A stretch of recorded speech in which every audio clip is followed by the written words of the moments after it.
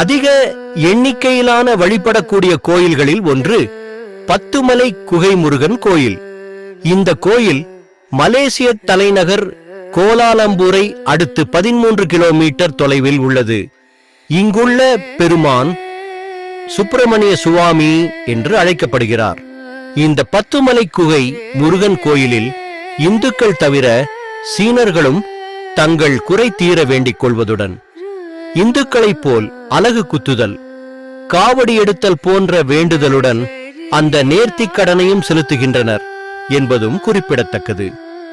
இந்து மதத்திற்குரிய கோயிலாக இருந்தாலும் மத பாகுபாடின்றி அனைவரும் வந்து வணங்கும் கோயிலாக உள்ளது. பத்துமலை குகை முருகன் கோயில் தைப்பூச திருவிழா சிறப்பாக கொண்டாடப்படுகிறது. இந்த கோயில் 1891ஆம் ஆண்டில் அமைக்கப்பட்டிருக்கிறது. அப்போது இந்த முருகனை தரிசிக்க கரடுமுரடான பாதையில் செல்ல வேண்டியிருந்தது.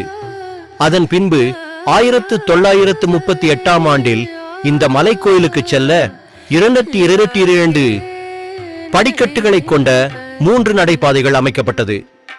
இதை தவிர தனியே இரயில் பாதை ஒன்றும் அமைக்கப்பட்டுள்ளது.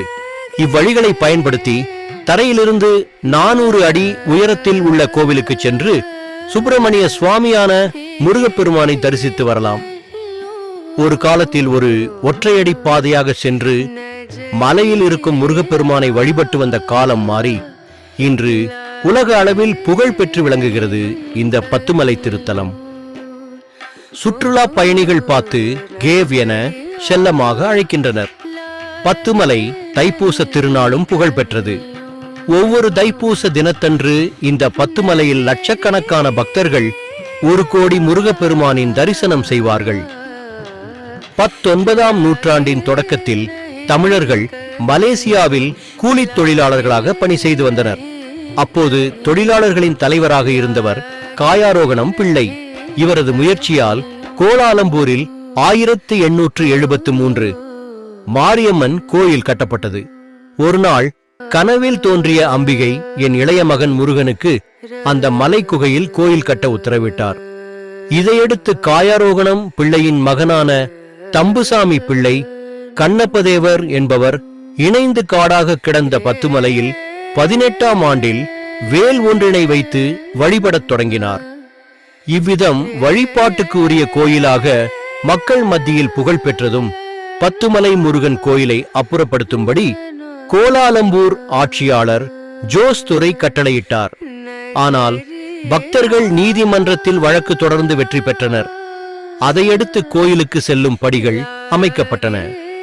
1939இல் 2 வழிப்படிகளாக மாற்றப்பட்ட நிலையில் தற்போது 3 வழிப்படிகளை கொண்ட 272 படிகள் அமைக்கப்பட்டுள்ளன. நாகப்பட்டினத்தின் அருகில் உள்ள திருமலை நாயக்கன் பட்டினத்தை சேர்ந்த காயோராகணம் பிள்ளை மலேசியாவில் குடியேறி நிறைய சம்பாதித்துள்ளார். அவர் சம்பாதித்ததில் ஒரு பகுதியை கோயில் பணிகளுக்காக செலவழித்துள்ளார். கோலாலம்பூரில் மாரியம்மன் கோயில், கோர்ட்டு மலைக்கு பக்கத்தில் விநாயகர் ஆலயம் போன்றவைகளை கட்டுவித்த இவர் பத்துமலை குகை முருகப்பெருமானுக்கும் ஆலயத்தை கட்டியிருக்கிறார். இந்த 3 ஆலயங்களிலும் அனைத்து விழா நாட்களிலும் காயோராகணம் பிள்ளை குடும்பத்தைச் சேர்ந்தவர்களுக்கே முதல் மரியாதை அளிக்கப்பட்டு வருகிறது. இந்த பத்துமலையில் 2 குகைகள் உள்ளது. ஒன்று மிக ஆழமாக செல்வதாகவும் மிகவும் இருண்டதாகவும் உள்ளது. மற்றொரு குகையில்தான் முருகன் கோயில் கொண்டிருக்கிறார்.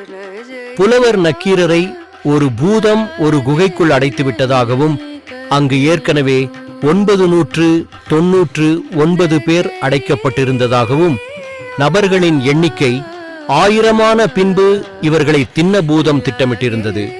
முருகனின் வேல் வந்து பூதத்தை பிளந்து நக்கீரனை காப்பாற்றியதாகவும் புராண வரலாறு.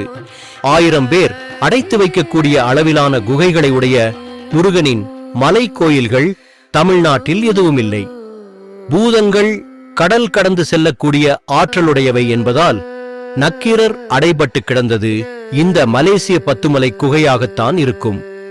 எனவேதான் இங்கு முருகனின் வேல் தமிழ் பக்தர் ஒருவருக்கு தென்பட்டது. அதன் பிறகுதான் இங்கு முருகன் கோயில் அமைக்கப்பட்டது என்றும் இங்குள்ள ஒரு சாரார் தெரிவிக்கின்றனர். 10 மலை முருகன் கோவிலில் சிறப்பு முருகப்பெருமான் அந்த மலையின் அடிவாரத்தில் பக்தர்களை வரவேற்க காத்து நிற்கிறார். யோடைடேட்டின் உலகளவில் மலேசியாவை அடையாளம் காட்டும் விதமாக இந்த கோயில் அமைந்துள்ளது. இந்த சிலை அமைக்கும் பணி 2003ஆம் ஆண்டில் துவங்கப்பட்ட பணி 2006ஆம் ஆண்டில் நிறைவு பெற்றது.